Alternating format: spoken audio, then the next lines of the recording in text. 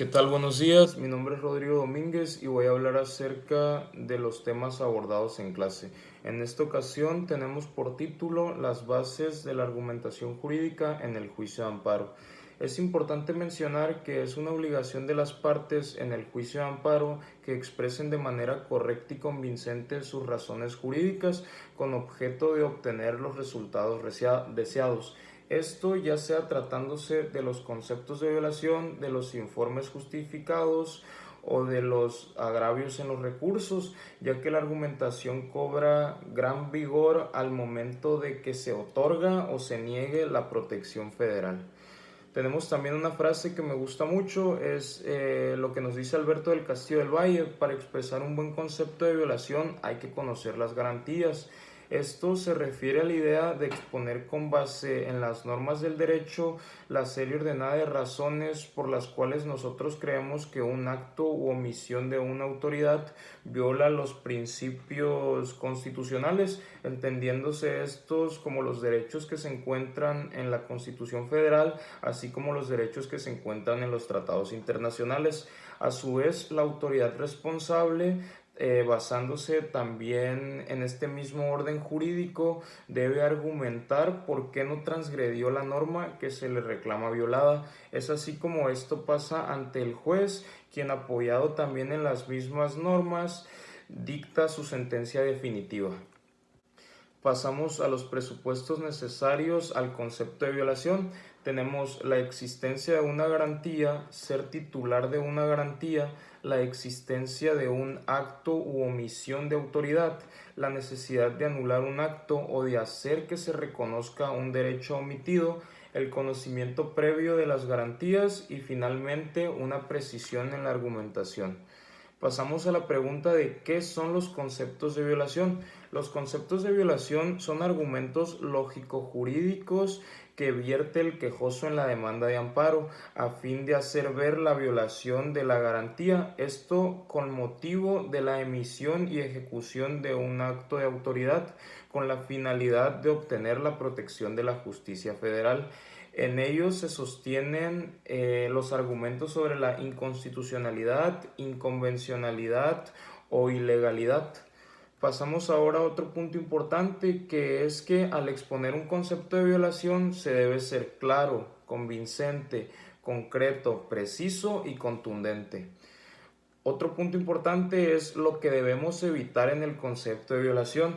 Aquí debemos de evitar una explicación inentendible, la transcripción reiterada del acto reclamado o de preceptos legales, así como a mi parecer lo más importante, que es el evitar citar tesis jurisprudenciales que sean totalmente innecesarias e inentendibles.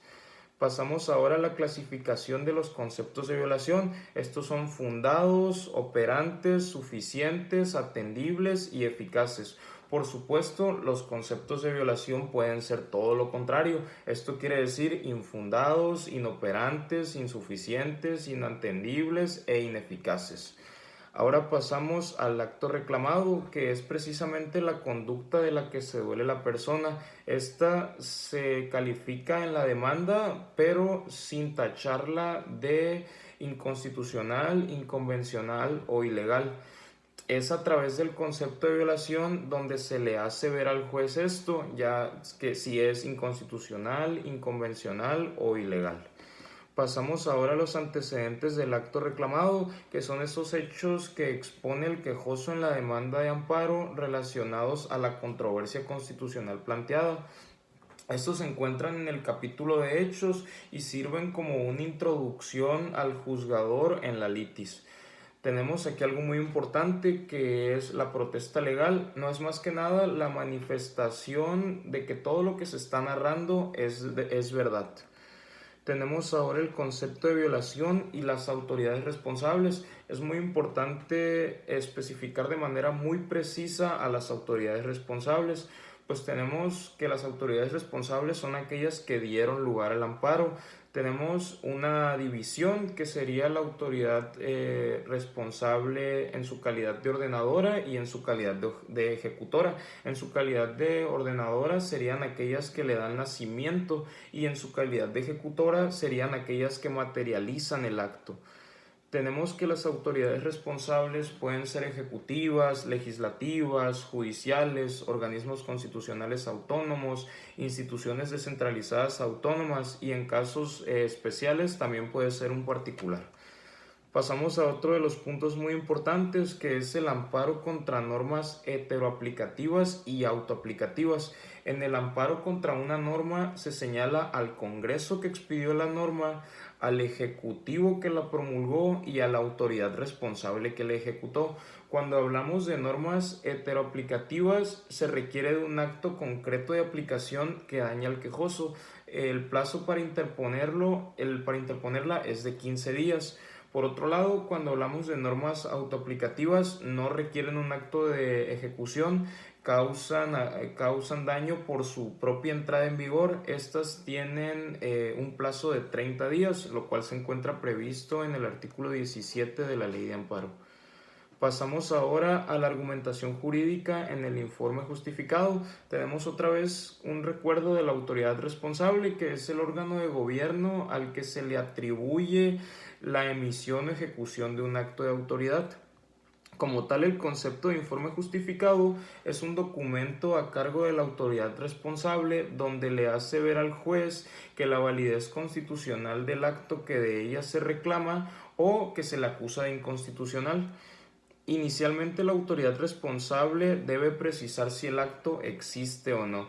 Si no existe, no tiene nada que argumentar, solo debe de solicitar el sobreseimiento.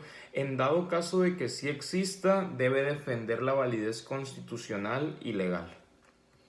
Pasamos ahora a la omisión de rendir el informe y sus consecuencias. La autoridad responsable debe rendir el informe justificado antes de la audiencia. En dado caso de que no lo haga, se presume desierto el acto reclamado. Entre otros informes que debe rendir la autoridad responsable, tenemos el informe previo en el incidente de suspensión y el informe sobre el cumplimiento de la ejecutoria dentro del incidente de cumplimiento de la sentencia de amparo.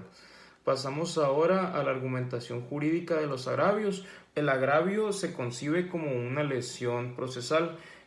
Procesalmente hablando, el agravio sería la parte medular del escrito del recurso. Aquí el recurrente de amparo hace ver por qué se dio una violación a la ley a fin de que se modifique o revoque la resolución recurrida. Tenemos que, esto es algo que me quedó muy claro, que es el agravio es al escrito del recurso, lo que el concepto de violación es a la demanda de amparo.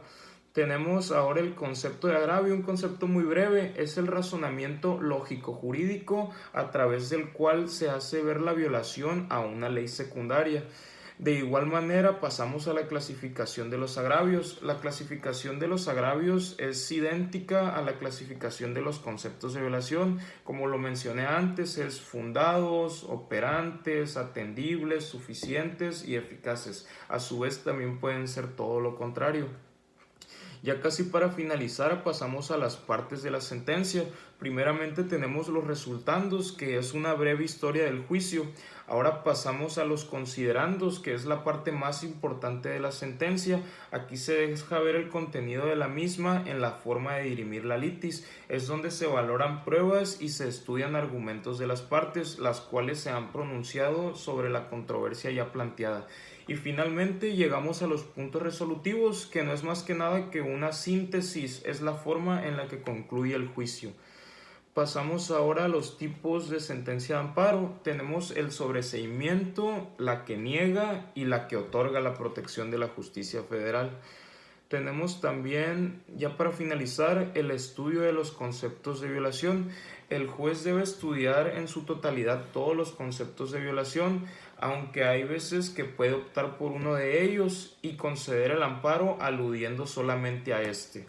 Pues se estudia la existencia del acto reclamado, esto es con base a las pruebas que las partes aportaron, y pues si se demuestra que el acto existe, se analizan las causales de improcedencia con base en las pruebas desahogadas, y por mi parte sería todo.